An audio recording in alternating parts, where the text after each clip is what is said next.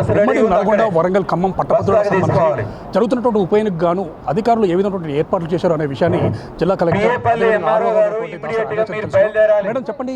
ఇప్పుడు రేపు జరుగుతున్నటువంటి యొక్క పోలింగ్ ప్రక్రియకు సంబంధించి ఏర్పాట్లు ఏ విధంగా జరుగుతున్నాయి, అదేవిధంగా ఎంతమంది సిబ్బంది వినియోగిస్తున్నారు? ఇప్పుడు మనకి 605 పోలింగ్ స్టేషన్స్ ఉన్నాయండి, spread across 12 districts. Each district నుంచి ఒక డిస్ట్రిబ్యూషన్ సెంటర్ నుంచి ఇప్పుడు పోలింగ్ పర్సనల్ డిస్పాచ్ అవుతున్నారు వాళ్ళ పోలింగ్ కేంద్రాలకి. సో వారందరూ కూడా ఇవాళ ఈవినింగ్ కల్లా పోలింగ్ కేంద్రాల్లో పొజిషన్లో ఉంటారు. అదేవిధంగా మేడం, నిన్నటితో ఈ యొక్క ప్రచారాల పర్వం కంప్లీట్ కావడం జరిగింది. ఈ రోజు నుంచి ప్రలోభాల పర్వం కొనసాగే అవకాశం ఉందని చెప్పి పెద్ద ఎత్తున కూడా వార్తలు వినిపిస్తున్న నేపథ్యం అయితే ఉంది. సో ఈ సందర్భంలో ఈ యొక్క ప్రలోభాల పర్వం ఏ విధంగా అరికట్టడం కోసం చర్యలు తీసుకోబోతున్నారు? సో మా కంట్రోల్ రూమ్ ఓపెన్ ఉందండి, 1950 నంబర్. సో మీరు ఎవరైనా సరే ఎవరు ఇలాంటి ఇండ్యూస్మెంట్స్ చేస్తే కనుక అవి యాక్సెప్ట్ చేయకండి. అండ్ ఇది గ్రాడ్యుయేట్స్ కాన్స్టిట్యుయెన్సీ, సో అందరూ కూడా గ్రాడ్యుయేట్స్, ఎడ్యుకేటెడ్ ఓటర్స్.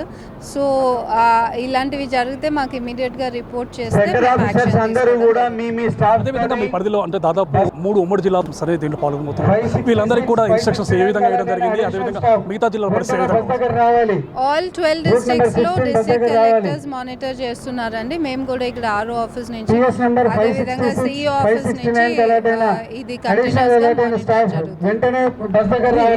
మొత్తానికి జరుగుతున్నటువంటి పోలింగ్ సరళకు సంబంధించి అన్ని రకాల ఏర్పాటు చేయడం జరిగింది. పోలింగ్ ప్రక్రియ సజావుగా సాగే విధంగా అన్ని రకాల జాగ్రత్తలు తీసుకున్నాము. కావాల్సిన సిబ్బందికి తగిన శిక్షణ ఇవ్వడం జరిగింది. అదేవిధంగా ప్రలోభాల పర్వం సంబంధించి ఎలాంటివి కూడా ఉండకుండా ఉండడం కోసం దానికోసం ప్రత్యేకమైన నిఘా ఏర్పాటు చేశామని చెప్పి జిల్లా కలెక్టర్ దాసరి చెప్తున్నారు. For more videos like this, subscribe Big TV channel.